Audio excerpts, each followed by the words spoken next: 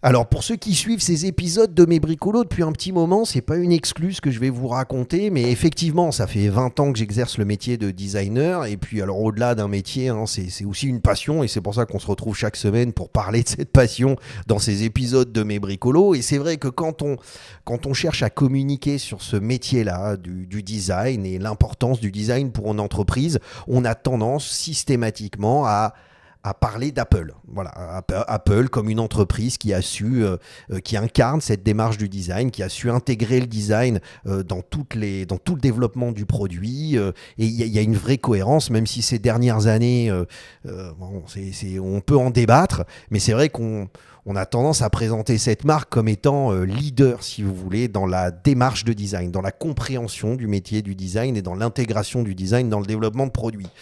Mais aujourd'hui, j'ai envie de vous parler de Dyson parce que là, ils ont sorti un Aspiro, les mecs, mais c'est un truc de fou, c'est incroyable ce qu'ils ont sorti. Et aujourd'hui, moi, j'ai envie de dire que l'entreprise leader dans justement l'intégration du design comme mais voilà, comme levier économique et comme intelligence dans le développement du produit, ben c'est Dyson. Le mec, il a tout compris. James Dyson, enfin, c'est comme ça. Hein, c'est James Dyson, il a tout compris. Ce mec-là, le fondateur de Dyson, il nous a sorti un Aspiro. Alors, c'est vrai, j'étais pris là avec toute la WWDC 2025, Apple Intelligence, tous ces trucs, le Liquid Glass, là, cette nouvelle charte graphique qu'ils ont développé, ce nouveau user interface.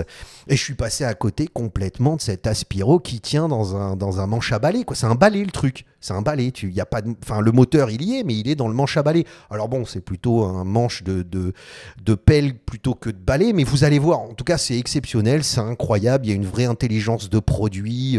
Enfin, tout est bien. Donc moi, je vous propose qu'on se retrouve tout de suite en couleur pour découvrir tout ça ensemble, parce que moi, je me suis régalé en découvrant ce produit, là, ce dernier Aspiro de Dyson, le plus petit qui n'ait jamais été fait, le plus compact. Voilà, bon, on va découvrir tout ça ensemble dans cet épisode de mes bricolos. À tout de suite, les amis. Salam alaikum, bienvenue à tous dans ce nouvel épisode de mes bricolos, épisode numéro 41 de la saison 5. Comment vont mes bricologistes préférés? Comment ça va les amis? J'espère que vous avez passé une merveilleuse semaine. Moi, ça me fait toujours très plaisir de vous retrouver. C'est notre petit rituel hebdomadaire. Chaque mercredi à 17h GMT, je publie un nouvel épisode de mes bricolos. Et dans ces épisodes de mes bricolos, on prend le temps de discuter, papoter, commenter les dernières actualités de la création, de l'innovation et du design. Et c'est vrai, je vous l'ai expliqué, j'étais pris là avec Apple Intelligence, la WWDC, le Liquid Glass, tous ces trucs-là dernièrement. Et je suis complètement passé à côté. Je crois que ça a été présenté fin mai, le 22 mai. Le produit a été en tout cas présenté fin mai.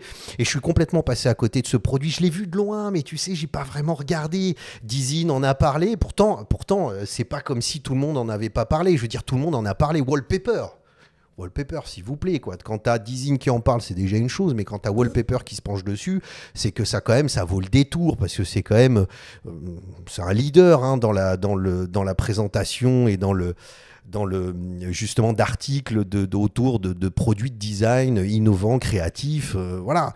Bon, on commence à voir des images, mais tu as aussi Wired, parce que c'est Wired qui est plus orienté nouvelles technologies, mais les mecs, ils ont tellement cartonné que technologiquement, c'est très intelligent. En termes de design, c'est hyper intéressant, hyper ergonomique, fonctionnel. Enfin, le produit, cet aspirateur est...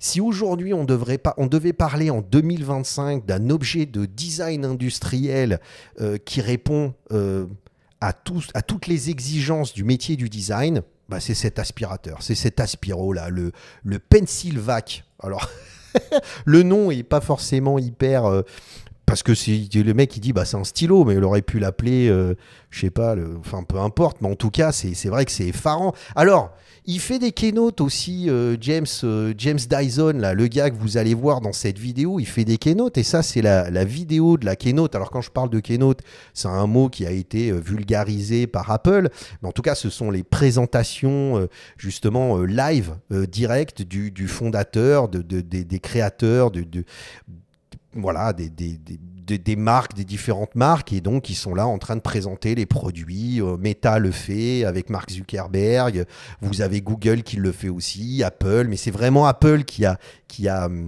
avec Steve Jobs, qui à l'époque a vraiment rendu ça, rendu cet événement de la keynote, de la présentation incontournable. Et donc Dyson le fait, et puis le fait depuis des années. Et donc là, ils sont arrivés en expliquant, ben voilà, on a fait des sèche-cheveux avec des petits moteurs qui tiennent dans un diamètre de 38 mm, de 3,8 cm. Je sais pas si tu vois ce que ça fait, mais 3,8 cm, mec, c'est que dalle, quoi, c'est ça. Enfin bon, pardon, je te le mets à l'envers. C'est que dalle, 3,8 cm. Et donc, il continue en train de t'expliquer, ben voilà, on a développé des moteurs. Et puis finalement, on a développé un moteur encore plus performant, puisque bon, quand même, un aspirateur, ça demande beaucoup plus de puissance que les autres, que des moteurs un peu plus petits pour, par exemple, un sèche-cheveux. Donc là, c'est ce qui monte dans ces produits-là. Mais on a réussi à faire un moteur d'une très grande puissance qui tient dans 38 mm. Et là, le gars, tout au long de la présentation, il y avait ses tubes. Et là, tu vois sortir son truc. Mais alors, c'est une leçon de présentation. Quand on fait du design, c'est un régal. Moi, j'ai regardé cette vidéo en entier, mais je me suis régalé. Donc, tu as James Dyson qui arrive. Tu avais ces 3 tubes graphiques où il y avait certains produits, mais on ne voyait pas l'aspirateur. Donc, depuis le début, c'est ça qui est génial. Tu as les journalistes qui sont là, les acheteurs potentiels, je sais pas moi, tu vois, des distributeurs. Et le mec, depuis le début, en fait, il avait son pencil vac, là, juste à côté, et personne ne l'a vu. Puis le mec, l'air de rien, tu vois, tranquille comme ça. C'est comme s'il s'était levé ce matin. Il dit, ah tiens, en fait. Et le mec, il a sorti le truc, l'Aspiro, il a branché la tête dessus, et il s'est retrouvé avec cet Aspiro qui est juste incroyable. Parce que là, en termes de design de produit, c'est phénoménal. Il ne s'arrête pas simplement au fait d'avoir sorti un Aspiro qui est absolument incroyable, où tout est contenu dans le manche. Alors vous allez voir, parce que c'est ça qui est phénoménal. C'est-à-dire que tout est contenu dans le manche. Le moteur, la batterie, etc. que tu peux changer parce que tu as un dock, donc tu as une station d'accueil où tu as une batterie supplémentaire qui charge parce que tu as une autonomie d'environ 30 minutes. Ce qui est pas mal. Enfin, je veux dire, on est quand même sur... Aujourd'hui, les espaces de vie sont de plus en plus petits. On est dans des appartements qui sont de plus en plus petits. Bon, là, je ne vais pas rentrer dans le pourquoi, du comment, inflation, machin, tout ce que vous voulez, mais on est dans des espaces de vie qui sont de plus en plus étroits. Donc, on n'a pas forcément la place d'avoir un gros Aspiro. Donc, on essaye d'avoir des objets compacts qu'on peut facilement ranger un peu n'importe où. Donc, ça rentre complètement dans la logique actuelle de consommation. Et alors, 30 minutes d'autonomie, c'est largement suffisant, mais si tu as besoin de nettoyer un peu plus, parce que tu as envie de nettoyer ton bureau, ton machin, changer les têtes, bah, tu as une batterie supplémentaire, vous allez la voir. Donc, c'est très intelligent, mais la tête en elle-même, elle est absolument incroyable. Donc là, ils ont fait une démonstration avec le moteur et l'aspiration, mais on a un contrôle. D'ailleurs, on le voit sur la vidéo, c'est-à-dire le mec, il se balade avec le machin, tu as envie de le faire, parce que t'as presque envie de passer l'aspiro. Normalement, c'est une corvée, l'aspiro, quoi. Et là, t'as presque envie de le faire. Et cette tête-là, la fameuse tête-là, qui est en cône, alors on va la voir. Voilà, le dock, il est là. Ben voilà, vous le voyez, c'est ça, la station d'accueil avec la batterie supplémentaire. Mais cette tête d'aspirateur, elle est incroyable. Parce que là, tout le monde peut s'identifier à ce problème. Tout le monde peut comprendre le problème. Quand tu as des cheveux un peu longs, et j'en fais partie, et que tu passes l'aspiro, ben, finalement, tu prends tes cheveux, que vous avez un chien à poil long, ou peu importe, un chat à poil long. Non pas que je me compare à ça, mais tu comprends le problème.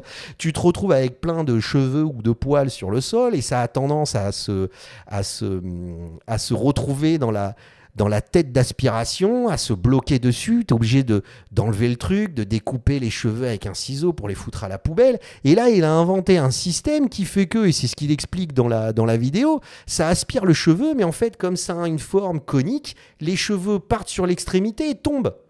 Ou tu peux les enlever très facilement. Enfin, le mec, c'est un régal. Non seulement il sort un aspirateur qui tient dans un manche à pelle, pas un manche à balai, mais un manche à pelle, 3,8 cm, c'est quand même un peu plus épais qu'un manche à balai. Mais je veux dire, ça tient dans un manche à balai.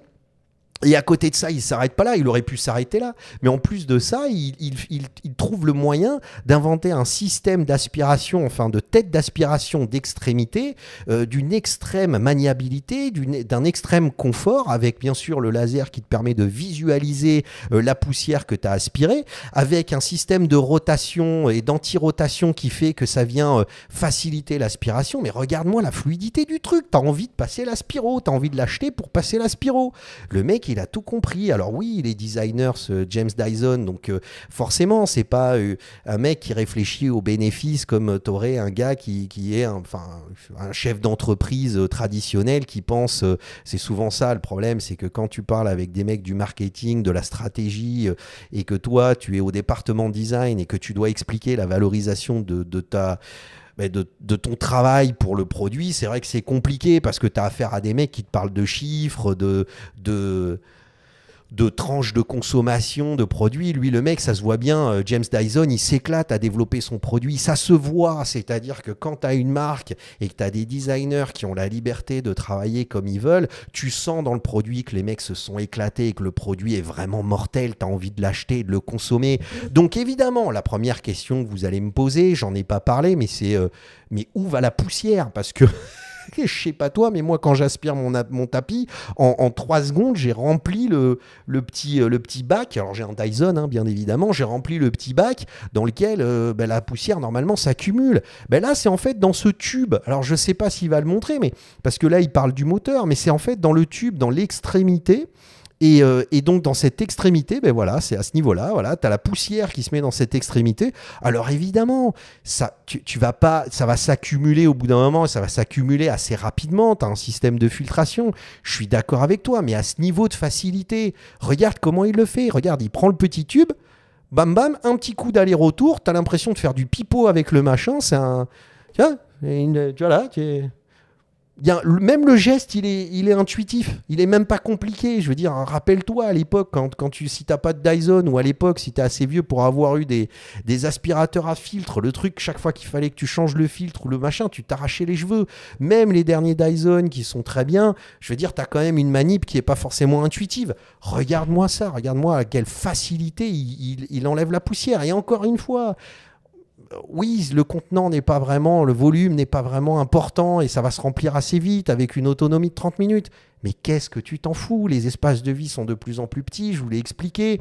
Si le geste de nettoyer le filtre se fait facilement, pourquoi tu vas t'embêter? Et je suis sûr qu'ils ont pensé, ils sont déjà en train de développer dans la version 2 et la version 3 de cet aspirateur, le Pencilvac, mais je suis sûr que tu vas avoir un contenant plus large au niveau de la station d'accueil qui va venir enlever la poussière pour te donner à chaque fois la possibilité d'aspirer directement et puis après de vider une fois pour toutes et pas de vider 10 fois par semaine ton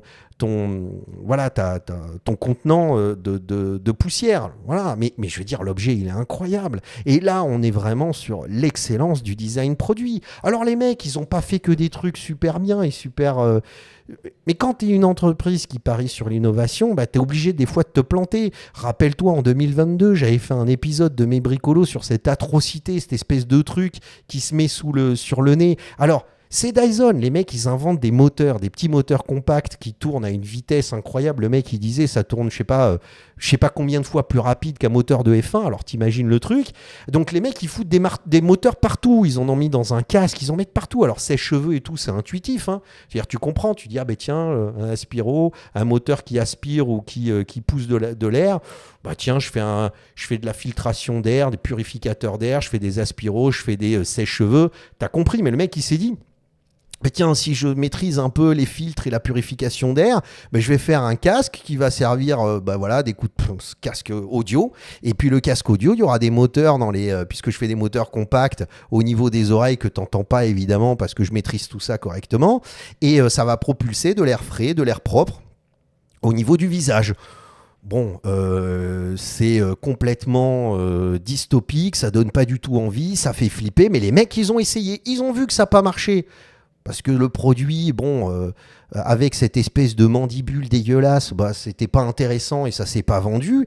Mais bon, les mecs, ils ont développé, ils ont compris un petit peu comment développer un casque audio, ils se sont pas arrêtés là. Puis ils ont travaillé sur un casque audio où ils ont complètement retiré cette espèce de délire d'aspiration parce que ils ont appris des choses sur la maîtrise du son audio. Donc ils se sont dit autant développer un casque. Et comme on est souvent à travailler sur, quand vous avez les aspirateurs Dyson, vous savez, vous avez plein d'accessoires et puis vous venez les clipser, changer pour aspirer différentes surfaces avec différentes complexités d'aspiration, différentes surfaces, donc différentes complexités complexité pour atteindre et aspirer ces différentes surfaces, ben, on va jouer le même jeu, c'est-à-dire on va travailler sur un casque ultra modulable et modulaire où tu peux te personnaliser la coque extérieure. Bon, ben voilà, bon, c'est sympa, ils ont enlevé la partie audio, on voit la finition, c'est très bien fait, c'est nickel. Ce que je veux dire par là, c'est que les mecs, ils se sont pas arrêtés, c'est-à-dire quand ils ont vu qu'ils ont sorti cette espèce de truc dégueulasse qui sert à rien, ils se sont dit bon,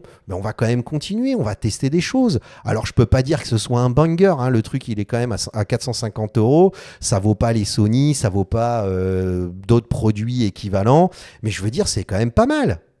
Voilà, je veux dire, les mecs, ils ont développé. Et à côté de ça, c'est vrai, comme je vous disais en introduction de cet épisode de Mes Bricolos, on parle d'Apple tout le temps, mais je suis tombé là-dessus. Les Apple, tu sais, le design, ce dialogue complexe entre le hardware et le software, tu vois comment tu... Mais il y a bien une technologie, par exemple, la réalité augmentée que tu peux avoir sur ton iPhone parce que tu as le LiDAR, mais personne ne s'en sert jamais. On a cette technologie. Moi, je m'en sers, mais professionnellement, mais sinon, je veux dire, à part pour faire des photos parce qu'il va savoir, il va comprendre la profondeur de champ.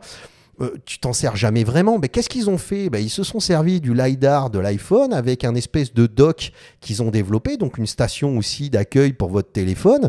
Et en fait, ils ont utilisé la fonction si vous voulez, de réalité augmentée pour voir tes zones d'aspiration. C'est-à-dire, toi, t'aspires. Alors évidemment, ça vient pas peinturlurer ton sol en violet, mais c'est-à-dire que toi, tu vas aspirer ton sol normal, et en regardant ton téléphone qui se trouve justement monté sur la partie supérieure, il va te simuler une surface violette sur ce que tu viens d'aspirer. Mais c'est génial, les amis, c'est super bien.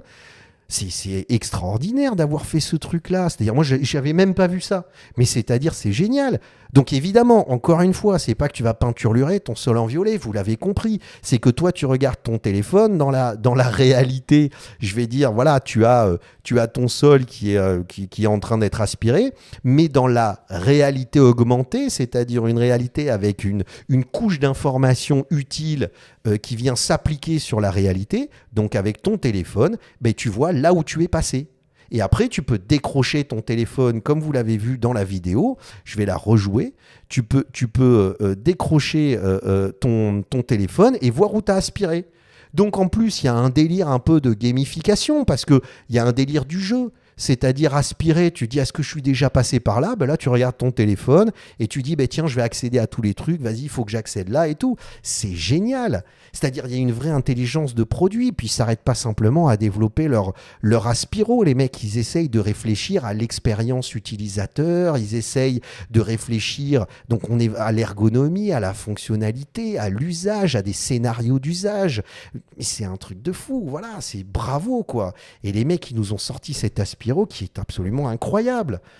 Vous voyez ce que je veux dire? Donc encore une fois, dans ces épisodes de Mes Bricolos, on essaye de parler de création, d'innovation et de design. Et c'est vrai que ces derniers temps, j'étais obnubilé par Apple pour essayer de voir comment ils allaient sortir de ce truc-là. Ils nous ont fait leur liquid glass qui est hyper